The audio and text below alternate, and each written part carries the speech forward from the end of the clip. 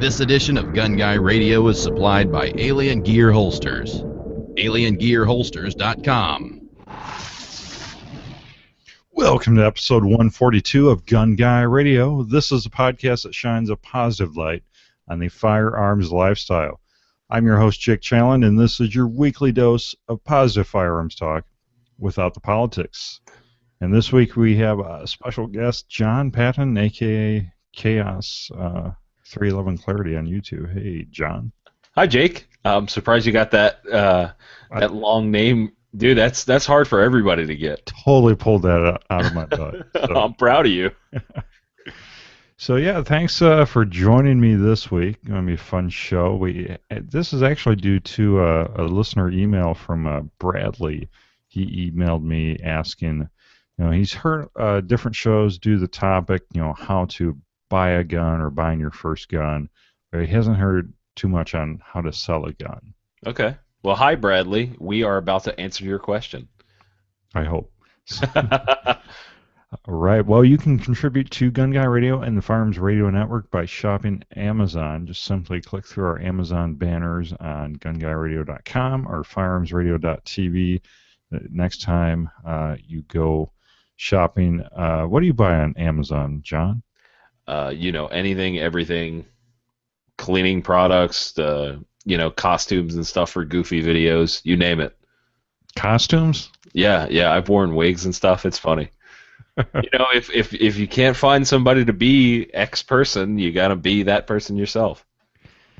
Yeah, that's not where I wanted to go with that. But yeah, you can contribute buying your cross-dressing essentials on Amazon.com. All right, well, let's get into the main topic. So you want to sell a firearm. John, my first thing that comes to mind here is, why would you ever want to sell a gun? Sometimes you just got to get rid of something. Like if you buy a Glock and you realize that they're boring and you got to sell it. And half the people just left. No, there's plenty of reasons why. Maybe you need cash. Maybe you're looking to get a newer, cooler version of whatever you have. I know a lot of guys are out there going, I bought this AR-15 and now I want something cooler because I love ARs now. They got into it and they enjoy it, so they want to rotate out their collection and improve. Yeah, every once in a while you come across a hardcore guy that is like, I'm never selling anything. And I'm not like that really at all. I actually sold several firearms just to fund the Firearms Radio Network when we were a fledgling organization. So there's a little bit of irony in that, selling guns to make gun content. Yeah. A couple sad days there. Yeah. I actually, the only time I've ever sold guns is when I either don't want it in my collection or, I just hate the gun. A lot of times, like my personal collection is very diverse, and every gun that I have has to fill a certain role. And typically, if I have two guns that do the exact same thing or are kind of designed to be in that same role, I'll eject one of them that I don't like quite as much. Kind of cuts down on the clutter a little bit.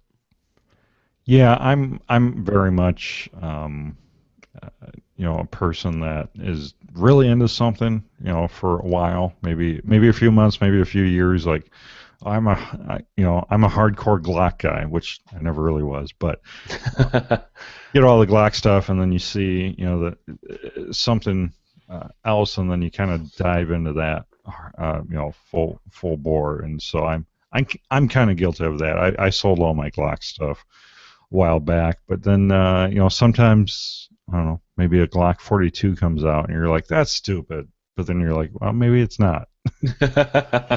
Well, I think that's pretty much the same reaction everybody had. Oh, it's a 380? Okay, it's awesome.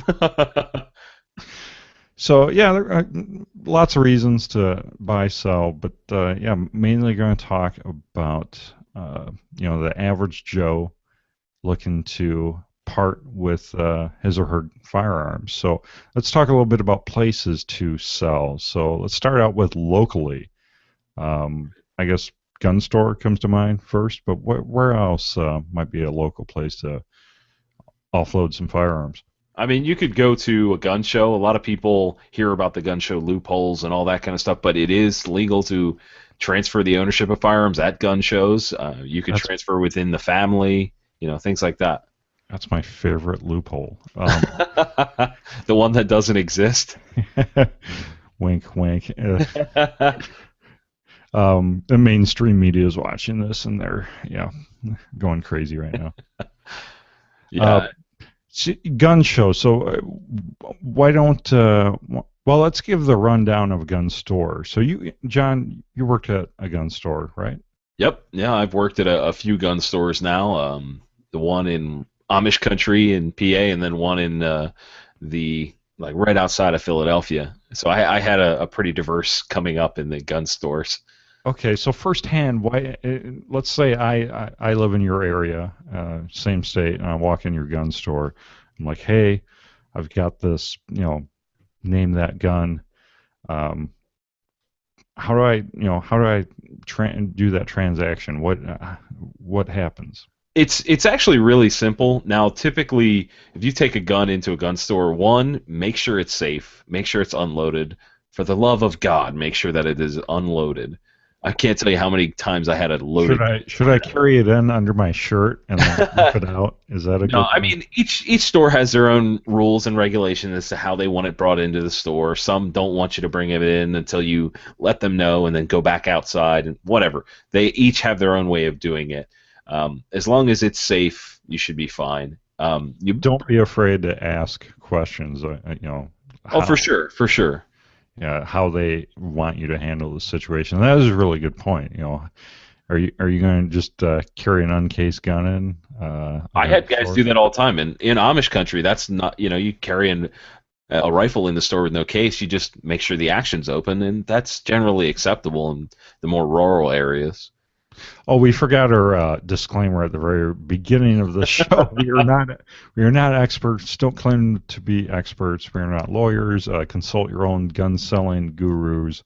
There's a lot of information online. Gunbroker has a pretty extensive information fact sheet on all this I linked in the show, but a lot of this is going to vary per state, and it may even vary per county in some more restrictive states. So be aware, consulting your local gun store, no matter how you're going to sell it, might be a good idea. What do you think? Yeah, I mean, that's a good place to start for sure. Just like you wouldn't call the gun store to ask for your carry laws, the be-all, end-all, you want to get that from multiple reputable sources. Right. So don't take their word as gospel without checking a few other sources first. But it is a good place, especially with selling a gun, something they're, doing every single day. That's a good place to start. So let's get back to the process. So let's say somebody comes in and they want to sell the gun that they have to the store. First thing the store is going to do is they're going to look at the gun, see what kind of condition it's in. Because you could say over the phone, I used to have guys call me all the time, hey man, I got this gun, how much it's an XD or whatever it is, how much can you give me for it? And my answer was always, bring it in, I have to actually look at it. Because you could think that this gun is in great shape, and I look at it and I go, that's terrible. That's a turd, So it's important to have them look at it, make sure that it's functional. I've heard of some shops wanting to test fire guns if they have the ammo. They may put a couple rounds into a clearing trap or whatever, and just generally make sure that it's okay for them to take in. And once they do that, they're going to start assessing the price. So they're going to base that on market value of the gun, which is typically a lot cheaper than a new one, and then they also have to make money on that firearm. So if you're trading a gun in, selling a gun to a gun store, you have to be aware of the fact that they're trying to make money on that.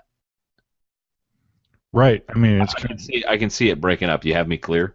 Yeah, you're crystal clear, but okay. Yeah, if you think of some of the shows you might see, like American Pickers, where they dig through people's junk and they're offering people, $500 for this old sign, and then later in the show it says, oh, they sold that sign for $2,500 or something.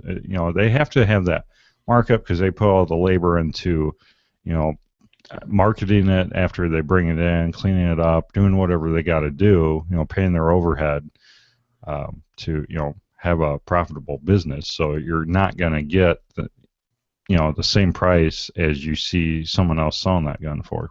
For sure. I mean, a good place to start is if you see, like, let's go with a Glock for about $500 new, somewhere in that ballpark. You can expect to, if you had that same gun and you wanted to sell it to that store, you could expect $300 out of it. That's people get offended when you tell them that kind of stuff, but it's like, hey man, I can buy it for X price and I need to buy this used version of it for cheaper than that because I'm not going to charge as much or get as much out of it, so I have to make sure that I have some kind of margin in it so I can keep the lights on. Totally. So that might lead you to sell at other places like a gun show. Right. You could take it to a gun show or, go within your friends or family and things like that. And that's where if you really want to maximize what you're getting out of a gun, that's where you want to do. You want to do it locally and not through a gun store. Gun stores are easy to sell guns to because that's what they do. They do that every single day. But if you're really trying to get the absolute top dollar for a gun, you're probably going to want to sell it privately.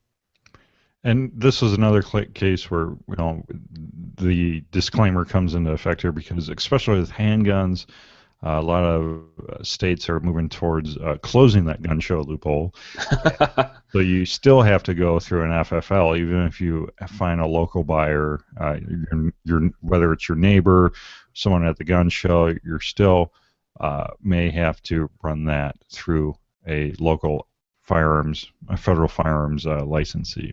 Right. So let me backtrack a hair. Sure. So the gun store transaction. So they've assessed the price. You've agreed to said price, and really all that has to happen after that is they take the firearm in, they give you a check or cash or however they want to pay you for that gun, and you walk out. And now most places will give you a receipt, obviously, to say that you transferred the gun, but you don't have to fill out any paperwork because what they're going to do is they're going to bring it into their what's called a bound book, and that's for the ATF. So once they have that entered in their bound book, that is registered. They have that in their possession. You pretty much don't have to worry. It seems like if this is something that really makes you nervous, going through a gun store, just straight up selling it that way would possibly give that type of person the most peace of mind, don't you think? Yeah, I think if you're really looking for peace of mind, going to a gun store and making sure that there's no ifs, ands, or buts about it, that's the way to do it, Now, another option I just thought of for a gun store, I know my local store, they at least used to do this, but they used to do consignment sales where you can, they'll put it under their glass counter, and when they sell it, when they make the sale, they just take a percentage of the profit usually. There may be a flat fee as well, but that may be a little more profitable way because that way they can put a product out there without investing in it. Right, and that's kind of a blend of selling it privately and all that because depending on the store, of course, you can set the price at a certain area or agree to a price with the store where they are going to get an appropriate cut for that gun, and you're going to get what you want out of it. Now, it's, again, the same kind of thing. You basically leave the gun there. They have it in their possession. You have paperwork that says it's in their possession, and a lot of shops will do like a 90-day period so that they have enough time to make sure that enough people see that gun and potentially buy it. And that, it all varies. Everybody has their own policies and ways that they want to do it, but consignment's a decent option especially if it's a difficult to find gun and you don't want to sell it privately. Like, for instance, if you had an original Colt Python, that would be a great way to sell it under consignment, because then you don't have to worry about dealing with the trolls on the internet or whatever that wanna, hey man, I'll buy that gun for $1,000 even though it's worth $3,000, $6,000, whatever, some high amount of money. Consignment might be a better option. If I had a Colt Python, I'd never sell. That's like my essential zombie gun, right? If it was chrome, I wouldn't sell it. I would sell a blued one. I would sell that. So, should we get in the online realm, or we can do that? I mean, the online realm is an interesting place, because much like selling anything else online, you've got what I just mentioned. You've got trolls and people that want to lowball you. However, you reach a much, much larger audience nationwide. So you could potentially sell that gun a lot faster if you put it online, if it's a desirable gun. Absolutely. And going back to your local gun store, they are actually a place that could sell it online for you. Mm-hmm. Yeah, some places do that. Like that Colt Python, if you want, one way to get the maximum dollar amount for your gun, like you were saying, John, is having the most amount of people go in front of that. That audience increases exponentially when you take it online. So. Yeah, and a lot of gun stores now are doing Gunbroker and Guns America, so they've already got that business going every day, and they may very easily mix your gun into that.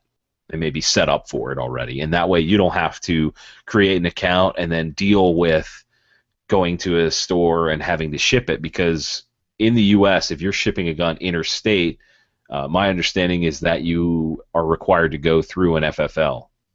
Now, within the state, that's a little different, but yeah, is that correct, Jake? Is that your understanding? If you're going interstate?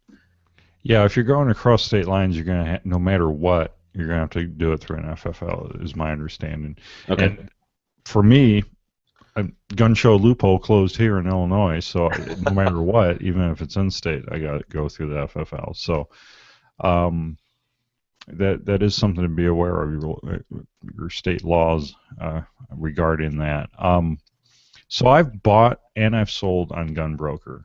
I've done both, and it's really not that big of a deal if you've ever done eBay, especially if you've done eBay like 10 years ago. Gunbroker is probably closer to a 10-year-old eBay. They're getting better, but it's they walk you through the process. It's fairly straightforward. They have a good forum and community pages and support knowledge base if you have any questions as well. Yeah, there's a lot of resources out there, and these sites, they want you to use their service to sell their gun, sell your gun, and they are going to do everything they possibly can to make that happen so that they can, going back to keeping the lights on, so they can do that. These online places, the way they make their money is by taking a percentage for one, just the overall transaction, but then there's options within that. So, for instance, if you wanted on Gunbroker, I'm not as familiar with Guns America. On Gunbroker, if you listed your gun and you want your stuff to appear at the top of the list, they charge you like, I don't know, a quarter extra or a set dollar amount extra, so you can get that, and that's how they make their money. That's where that's where the bills come from. Yeah, there's showcase listings, feature listings. This is all Gunbroker related. Boldface title, color title, some thumbnail image, all these different upgrades that you can do, just depending on the way you want to basically market your firearm within the Gunbroker atmosphere. And I think a good tip for selling anywhere online is to take really good pictures. Yeah, that's huge. If your pictures are terrible and they don't represent the gun well, then nobody's going to. When somebody is looking for a gun, they want it to look awesome. I mean, think of it as if you were buying the gun that you're selling. You're, put yourself in somebody else's shoes and look at the pictures you're saying, and like, would I want to buy that? Can I see the nicks or scratches or whatever, any flaws that you might mention in the description? Can I see those? Is it in good condition? Did I take enough pictures? Because some guys will literally just, like a handgun or a rifle, they'll just lay it down, take one picture, and post it. Like, hey, I've got to see the other side of the gun. I've got to see the condition of everything. That's like those people on Craigslist that they take a picture of like a fender of a truck and they're like, "Here's my truck." I'm like, why would I even call you if you just put your picture of the fender of your truck up? I mean, exactly. I want to see, for using that example, I want to see the sides, the front, the back, the tires, the interior, everything. I want to see all of it, the engine. So, take that to the gun, you want to see all of it. You want to see the accessories with it. You want to see those close-up. If there are any condition problems with it, you want those to be close-up, detailed shots, as well as your far-away perspective shots. And you made a really good point about accessories and things like that, because if you're going to sell a gun with the paperwork, lay it out, set it down, take a picture of it in the box with everything that you're going to ship it with, and go, here, this is what you're going to get. And that makes people feel a lot more comfortable. I shipped, as an example, I had a Ruger Deerfield carbine. It was a 9944, really cool gun. I ended up getting rid of it. I don't remember why, but I had the original box and the original paperwork. Everything was original, and I literally opened the box, laid it out, stepped back, and took a picture of it, a good picture of it. And the person that bought it was like, "Hey, man, that's why I bought it from you, because I saw that you had everything." And a lot of guys want that, especially with more collector items. Most guys aren't going to care about a Glock because all they want is the gun and the mags and all that. They're not going to care about the little brush or the small things that you get with it. But when you get into more valuable guns or more niche market guns, people want the paperwork. They want everything that you got with that gun to be sold to them. Absolutely. And this day and age, everyone has a fairly new smartphone. It's going to take great pictures, and lighting is key. If you think your lighting isn't good, just wait for a sunny day, open all the shades, or maybe take it to your back porch to take a good lighted picture of it. Mm-hmm. Yeah, I mean, if you especially a black gun like a Glock or oh yeah. If your lighting area is dark, if it's an average living room setting, it's probably not gonna look very good at all. Yeah, and if you have to use the flash, use it sparingly, because that tends to wash it out and look terrible. And that kind of applies to just pictures in general. But when it comes to product pictures and marketing your own gun, which is what you're doing, you're marketing your gun to other people. You need to make it look nice and not greasy and dirty and nasty. And if you take a picture with a flash, it will pick up dust and make your gun look filthy, even if it's not. John, we just launched our new podcast, the Firearms Photography Podcast, only on the Firearms Radio Network. I know a couple guys that would be into that. That would be fun. That'd be really fun. All right, so online forums. Do you want to talk about forums a little bit? Sure. I mean, it's a little bit different. Again, this is just another way that you can do this. There are plenty of firearms forums out there. Some of the biggest out there, you've got like Glock Talk, AR15.com.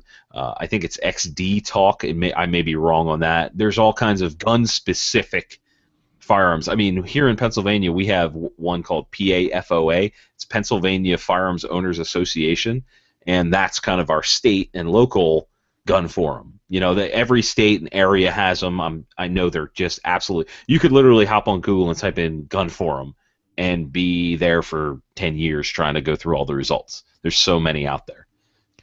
And I think we skipped over Arms List for the local one, but our Arms List is more of a regional Craigslist style site for firearms. But that is one where a lot of people meet up in person, and there's a lot of things to take into consideration there, like your personal safety and everything. Oh yeah, well, if you decide to meet somebody to sell them a firearm, if it's legal to do that transfer, for instance, here in Pennsylvania, I can legally transfer a long gun, a shotgun or a rifle, to another person without going through an FFL. Now, you can arrange a meeting, and that person's going to have cash on them, and you're going to have a firearm on them, and they know it. You know what I mean? They know you're coming with a gun.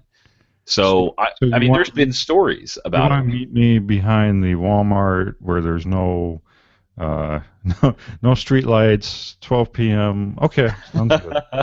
Exactly, and we've talked about it on This Week in Guns. We've had instances where guys have met up and been ambushed. Some scumbag wants the gun and your money and whatever else you have, so they'll bring their boys out and they'll pop out of the shadows, and it's just a smart thing to pick the location wisely and kind of feel the person out that you're talking to.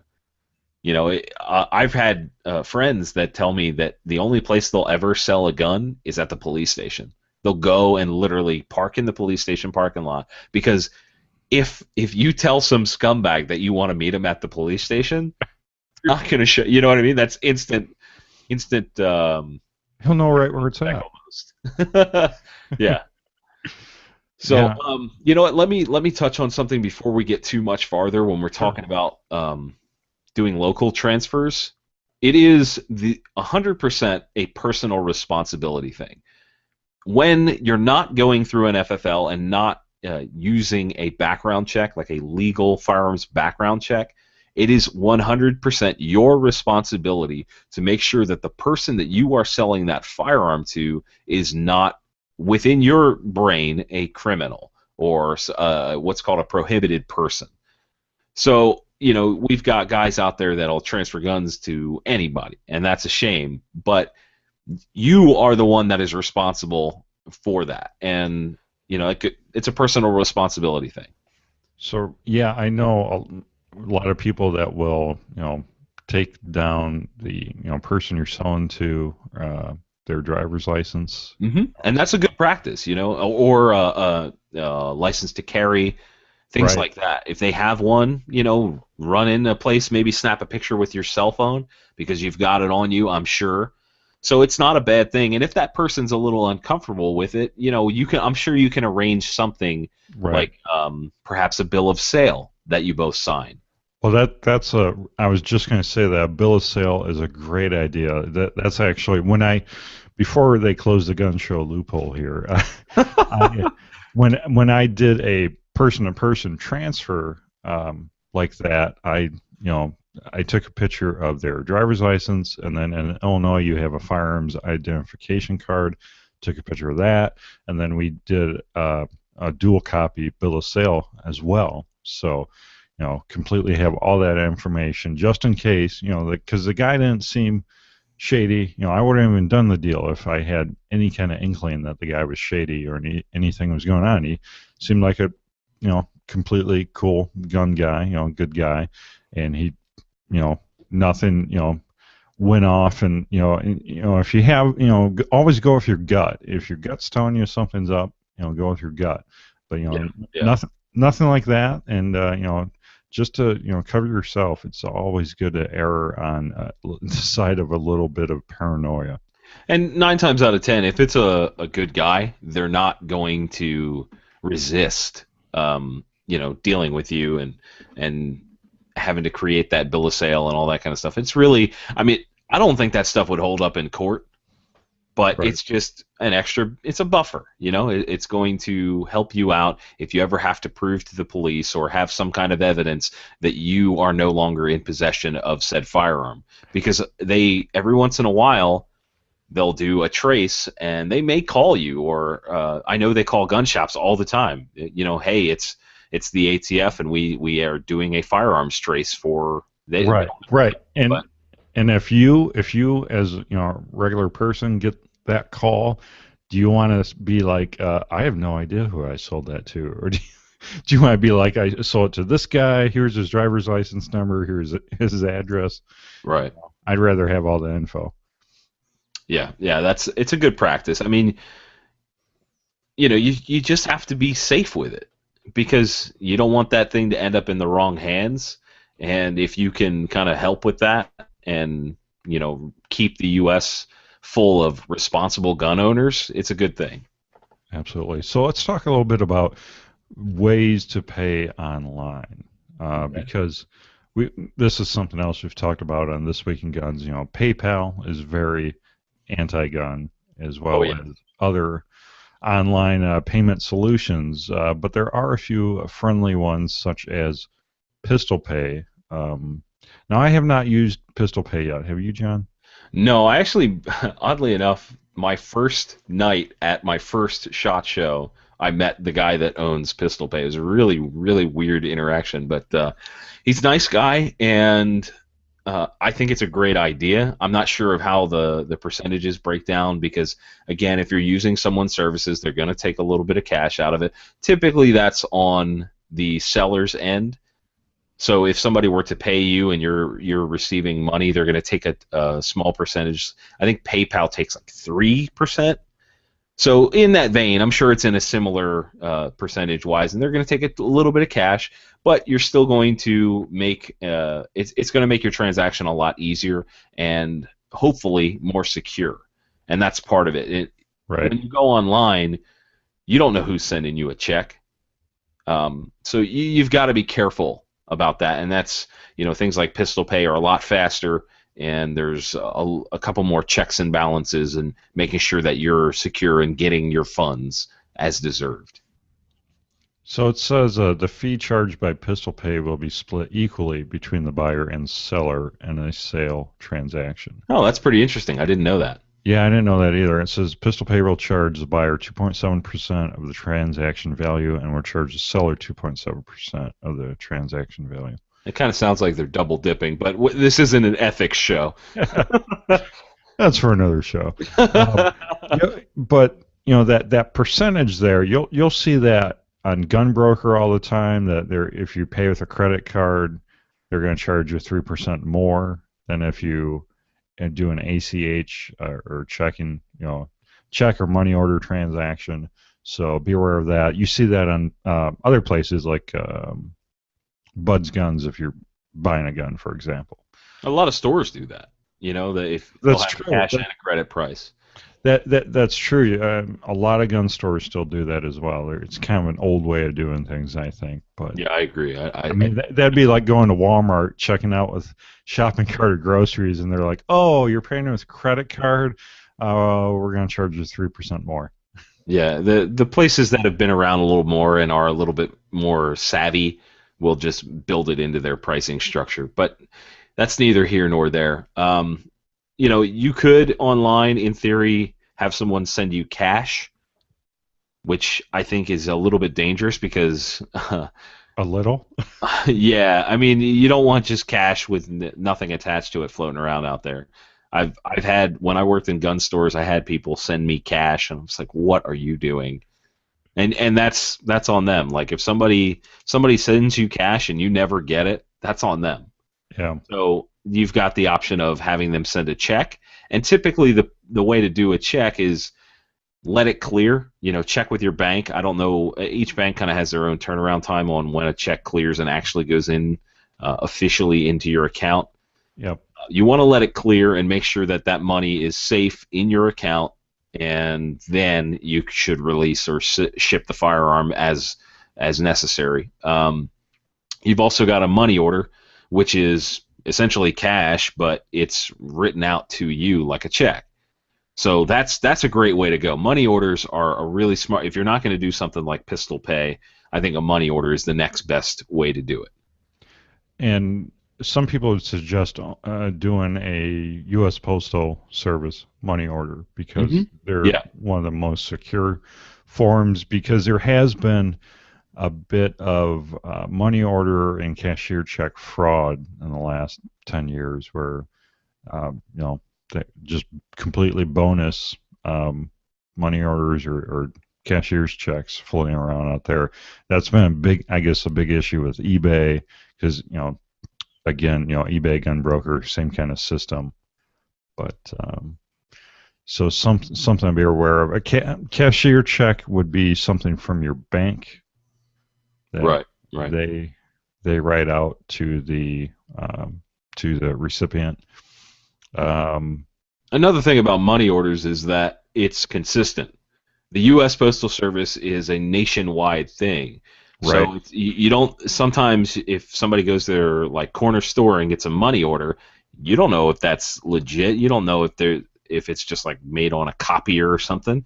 So going through something as quote unquote reputable as the U.S. Postal Service, there's a little bit more security built into that and reputation.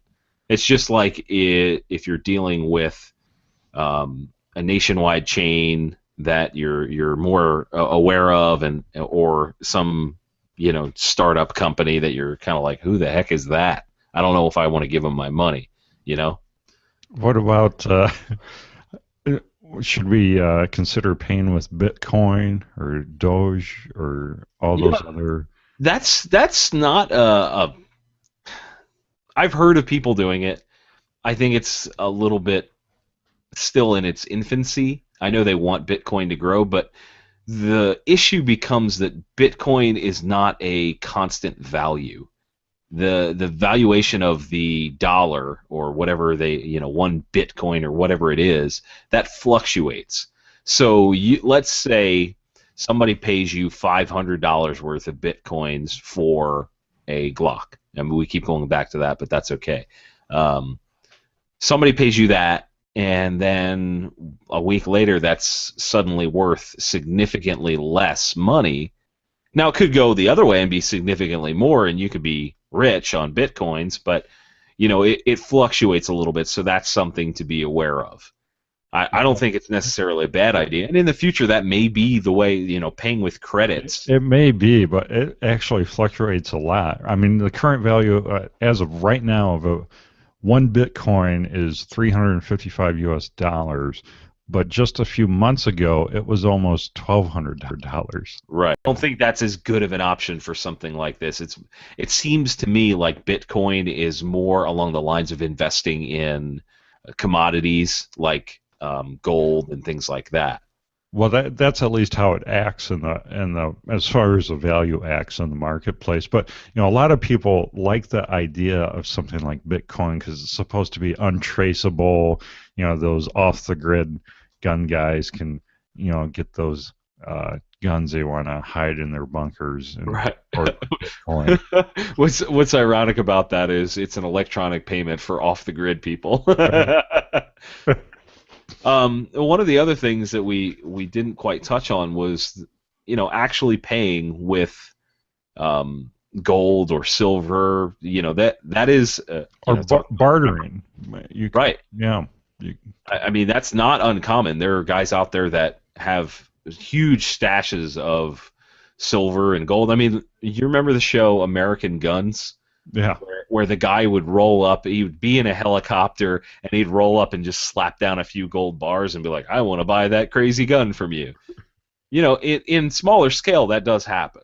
And hopefully, if the United States economy does not collapse, that kind of thing will retain value. Obviously, value is in the eye of the beholder, but things like precious metals will retain some value here in the U.S. Well, it could be, you could barter anything, really. I mean, my dad tells a story about how he bartered a pickup truck for a shotgun, so. Hey, here's another thing. You could barter for ammo. Ooh, I mean, that's 22. Yeah, Bricks of 22 ammo. I'll pay you 2 bricks of 22 for that Colt Python. It may come to that. I don't know. Let's move on to shipping. Okay. Now, this is another part where it's really can be a gray area, and you'll get a lot of different answers. We did find a really lengthy and informative page on Gunbroker as well. Their FAQ sheet on shipping, which really breaks it down. And apparently, it's going to be different whether you're a regular Joe or if you're a license holder. Like if you're an FFL, it's going to be slightly different the ways and methods that you can ship a firearm. Mm-hmm. Yeah, when I was working at the gun store, Jake and I were talking about this before the show and making sure we were on the same page about this. And I said, I'm used to shipping handguns via priority mail, and we found out that is actually only legal if you are an FFL, a firearms licensee or federal firearms licensee. So that's pretty interesting. I know we were talking interstate shipping earlier. You have to go through an FFL anyway. So you would take your gun in and say, hey, I got to ship this. They would charge you whatever. But if you are shipping it from yourself to another dealer, you are pretty much limited to UPS and FedEx. You can mail U.S. Postal. You can mail a long gun if you are an individual. But over this whole thing, you have to be aware that some shops out there will not accept from an individual. They will force you to go to another FFL because that's safe. That's a check and balance kind of thing for them. They want to make sure that they're receiving the gun from somebody that is legal. So if they make you ship it from an FFL, that's kind of a good way for them to make sure it's okay. Yeah, and I know, John, you were saying that you shipped handguns through the Postal Service a lot as a dealer, as Correct. Working for a dealer. Correct. A regular person, you cannot ship a handgun through the U.S. mail. And then FedEx and UPS also have some internal standards where if you are shipping a handgun, they make you ship it next day air, overnight, whatever they call it. They make you ship it that premium service. And I had actually heard one reason they do that is because they were losing a lot of handguns due to employee theft. And so they figure, the quicker they get it through their system, the less likely that is. Yeah, I don't know why. I guess handguns are more killy or something. I don't know. I don't understand it. I don't know. That's probably just a rumor. But, yeah, so I would really suggest consulting this Gunbroker page. And also, like John said, he shipped a lot of guns as a gun store employees. So, calling down to your local shop, you can, they may be able to assist you. They should be able to guide you. Or at least give you some good tips. But do be aware that there is a difference between what they call licensed persons, which would be an FFL holder or employee, versus unlicensed persons, which would be like you and me. So another thing to consider is that I'll give you an example. I took a couple SIG rifles into a UPS store locally, and I was told that I could not ship them through a UPS store. And, doing some research, I found out that UPS will ship firearms all day, every day. But UPS stores are franchises, and they are not allowed to ship firearms. And I don't understand why they do it that way, but that's something to be aware of. Like, you pretty much have to go to a local hub in order to ship a firearm through these UPS, and I would assume FedEx is probably the same way, instead of going to one of their outlet stores or whatever they call them. Right, because so locally to me, I have a hub that I can go to, and I also have a UPS store. And like you said, they're a wholly owned franchise that is not ran by UPS. It's not owned by UPS. It's not ran by UPS, but they have UPS services. And then FedEx, the only way for me to ship FedEx locally is going into the back of my Office Max. And I'm not sure Office Max would be crazy about me shipping a gun out of there, but who knows? Yeah, yeah. It's again, guys. It's just something to consider.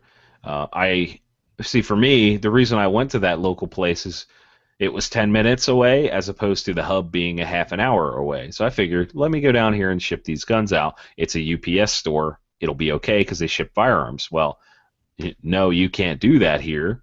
I guess because perhaps the franchise places hire felons. I don't know. I don't know why it matters that much. But anyway, that's just another thing to consider in the grand scheme of shipping a firearm. Yeah, I think that's about all I had for the main topic, John. Do you have anything to add? I just think it's important for everybody out there to make sure that when you sell a gun, the person you're selling it to is legit, or is going to go through an FFL, however you deem necessary to set it up. If you're just doing a local transfer, make sure they're a good person. If you're going through a shop, then you don't really have to worry. You can have that person go through the background check, and don't be a scumbag. Really, I see guys try to sell guns all the time and try to rake people over the coals on guns, and the market is an interesting place, and we're all on the same team. Don't lie. I mean, it just goes back to being a good person, really. But don't try to lie. Don't try to pull one over on people, and sell what you got. If it's not worth what you thought it would be worth, I'm sorry, but that happens. I can't tell you how many times people would go into a gun store or try to sell me something personally, and I would say, hey, man, unfortunately, I can't pay you what you want for it. There's a lot of guys that expect huge money for used guns. Oh, I never shot it. Well, it's 10 years old. It's been sitting in your closet. Right. It's got a little rust on it. Just be aware of what you're selling. Yeah, I love those listings on Gunbroker. Never shot. I'm like, how do you prove something like that? Especially if the gun's been test fired at the factory. Right. Which So- is, most reputable gun manufacturers test fire their guns. So that's kind of funny in its own right. Yeah. So we want to hear from you. If you're listening, have any questions or comments, or maybe we got something completely wrong in this episode, go to gunguyradio.com/142 and comment there. Let's have a discussion on the bottom of the show notes, gunguyradio.com/142. So let's talk a little bit about Alien Gear Holsters. They are the awesome sponsor for this week's episode of Gun Guy Radio. I'm loving my Alien Gear Cloak Tuck 2.0 inside the waistband holster. I'm still waiting on my Illinois concealed carry license to come in the mail, so I cannot wear it in public yet. Well, I guess I could empty. That would be kind of weird, but maybe I should get a SIRT pistol to carry around in public. Get my. You're just asking for trouble doing that. No, officer, it's not real. See? Yeah, look here. Let me show you by pointing it at you. So yeah, I'm really digging Alien Gear. I love their fact that they have a 30-day test drive period. They have free trades for life. So these are hybrid holsters where they have that Kydex shell on the outside, and anytime you get a new gun, you can ship that in, and they'll ship you a new shell for your new gun. So they're modular in that way. Very cool. And also they have the forever warranty. So if anything, even if the clips break off, if something just doesn't work out for you there, they'll fix it for you for free. So that's pretty cool. Yeah, and they also have a lot of adjustability to them. You can check out their website, aliengearholsters.com. They have some GIFs, animated GIFs that show you how you can cant your holster, how you can adjust the ride height, and everything else. And they're also as low as $29.88 per holster, and that's a really good value for a hybrid holster like this. So I'm looking at their website, and these animations are actually. It's the first time I've ever seen this on a manufacturer's website, holster manufacturers. Like they'll tell you this concept, but they don't really illustrate it as well as the Alien Gear has done here. What I'm digging is this adjustable retention. Yeah, where you can change how tight that gun is within the holster. Because absolutely. most of the time when you get a leather Kydex combo, you're set. That's it. You don't get a choice. It's on there. But apparently here you can tighten the screws down and get it a little tighter. And what's cool about that is as it kind of breaks in, you may want to tighten it up a little bit. So you have that option. Right, absolutely. Or if you're a sweaty guy, you may need to tighten that down a little bit. But yeah, very cool products. They have a great website. I love seeing companies in the firearms industry that know how to put together a website. AlienGearHolsters.com. And also sponsoring this episode is Duluth Trading Company. You know, John, it's getting a little chilly out. Might be time to break out that free swinging flannel. The armpit gussets, and you know, I'm not even wearing it today. I've got my Duluth T-shirt, my long tail T-shirt on, but the free swinging flannel, I'm in a pair of flannel like every day during the winter. So good stuff. Proper lumberjack. Proper lumberjack, yes. You know, I've heard so many good things about Duluth. Their stuff is not the cheapest out there, but people say it's freaking bulletproof, and that's, you know, a kind of a hokey way to put it. But they, you know, the guy who's been running camera for me, my buddy Brian, has a pair of their pants, and he's like, dude, I can do. I mean, there's movement. You know, if you're running around on the range, you've got movement, you've got utility, and apparently really good quality. And like I said, they're not super cheap, but they'll last you a while. So it's you know, you can either buy cheap guns and have them fall apart on you, and cheap pants and have them fall apart on you, or you could step up and buy something a little nicer that's going to last you a little while. And from what I understand, this Duluth stuff is just that. Yeah, I mean, for me, you know, I was buying pants, unnamed brand pants, and easily I'd go through them in a year or less. I'd, you know, have to get another pair because I'd either rip the crotch out or you know, something unfortunate would happen. And I have not worn out a pair of. You know what? I take that back. I had a pair. This is the other good thing about Duluth. They're not.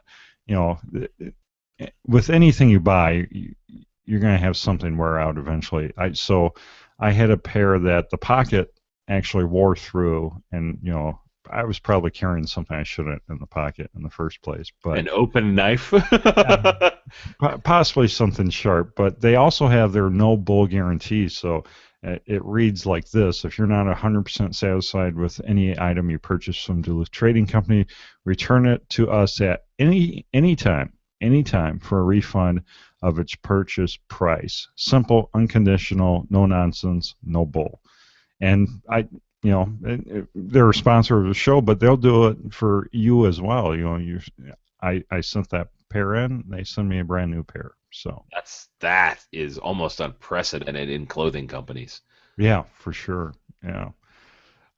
So yeah, check it out, gunguyradio.com/Duluth, and I have a product of the week link to there as well. So let's talk a little bit about Patreon, and we'll let you guys get on your way. So, you know, Patreon is an easy way to crowdfund the program. All I ask is to consider giving $1 per episode. If you find this valuable information entertaining, please consider giving $1 per episode via patreon.com/gun. And if you do decide to give a little more, we have, you know, a little bit higher levels, such as the $5 or $15. And if you do give it the $15 level, I have tons of cool stuff to ship you guys, like LA Police gear, battle boxes that have their tactical LED flashlights, their bailout bags, their hats, Duluth Trading Company, $50 Duluth Trading Company gift cards, Duke Cannon Supply Company, big ass bricks of soap, and their military ammo can gift sets. Too much to list. GunGoddess.com, $25 gift cards. Wow. Tons of stuff if you give it the $15 level. But you know, all I ask is that you consider $1 an episode. I'll be sending out these awesome 4x4-inch, high-quality Gun Guy Radio and Firearms Radio Network stickers soon. And Yeah, so lots of cool stuff. I think I'll soon be. Peter Palma said that he put some of his MS Clean kits in the mail to me, so I'll probably be talking about those next week. John, I guess you threw some stickers in from Yeah, I'm with yeah. If you want to Chaos. put them in there, that'd be awesome, man. I mean, for those that this is my first time on Gun Guy Radio, but I am, I guess we can call it a regular on This Week in Guns at this point.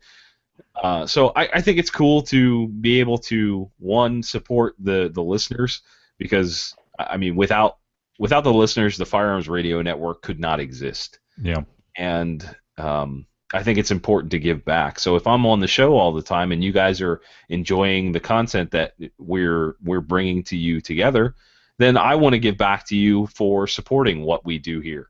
You know, I think what Jake was asking about just $1. If you're getting $1's worth of entertainment out of something like this, and things are expensive now, so $1 is very simple. It's a very simple thing. You can't get much for $1, but you can get some great information and a little bit of swag back from the Firearms Radio Network. And if you want to give a little more, you can get even more swag and cool stuff. And Jake's got this amazing lineup of all this, the Duke Cannon soap, the Duluth stuff, the battle boxes. I mean, holy crap, dude! There's a lot of cool stuff you got going there.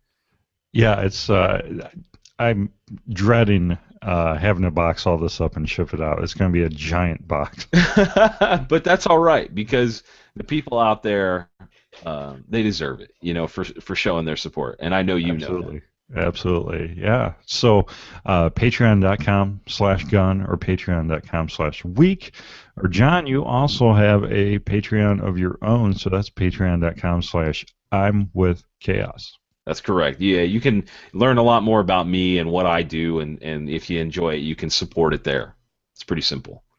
Absolutely. So that about wraps us up. We should mention that if you're looking for some awesome graphic design, Ryan Cross is your man, hunterofdesign.com.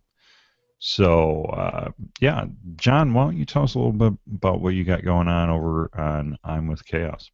I have an enormous amount of stuff going on right now. It is insane. I just got back from the YouTuber shoot, the second annual YouTube Range Day down in Georgia. We were in a small town down in Georgia. It was arranged by Iraq veteran 8888. The guy's name's Eric.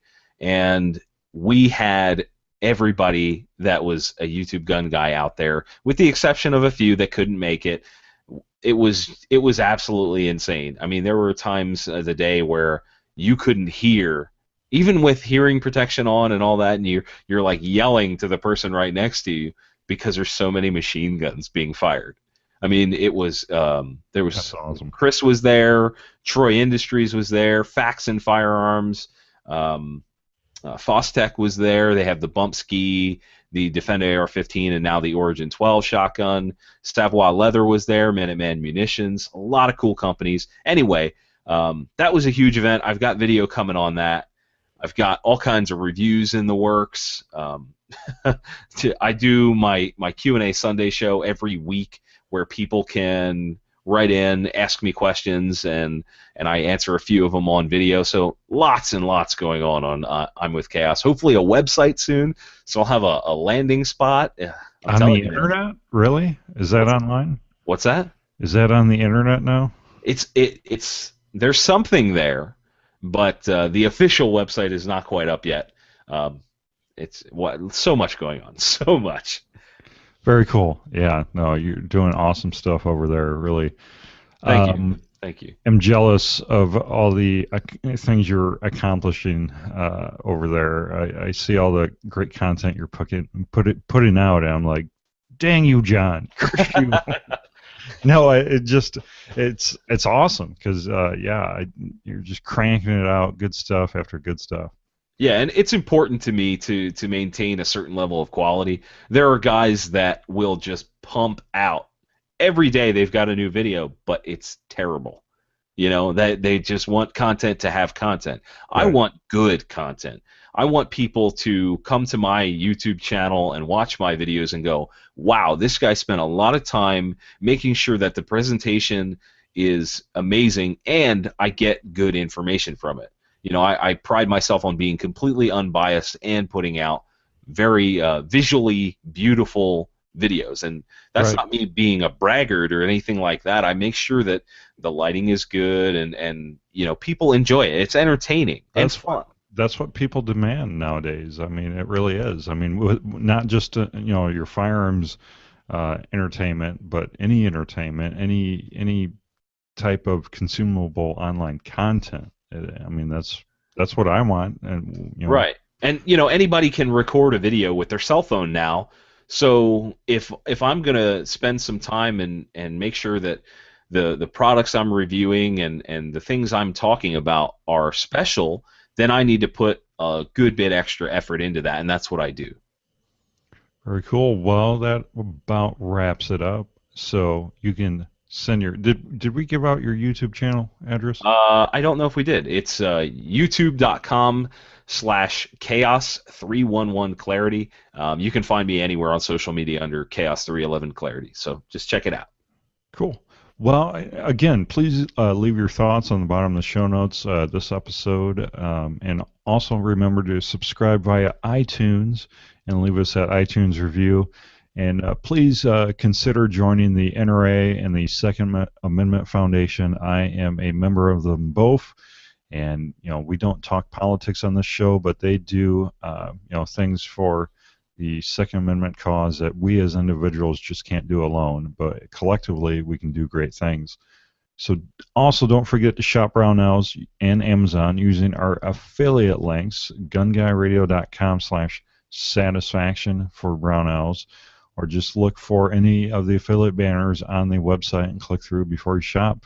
Don't forget to check out all the other awesome shows on the Firearms Radio Network. You can subscribe to our master feed at firearmsradio.tv/iTunes, where you get all 20 podcast shows dumping into that feed every day. Well, every week. Tons of good content, man. Tons. You get something. You know, every day when I look down at my phone, there's a new Firearms Radio Network show. So it's pretty awesome to have something other than my show to listen to. So. And you can come listen to me on This Week in Guns with Jake as well. Yes, John. John is our resident. We'll have to think of what you do over there. But yeah. All right. Well, thank you, John, and we'll see you next week. Thanks for having me on, brother.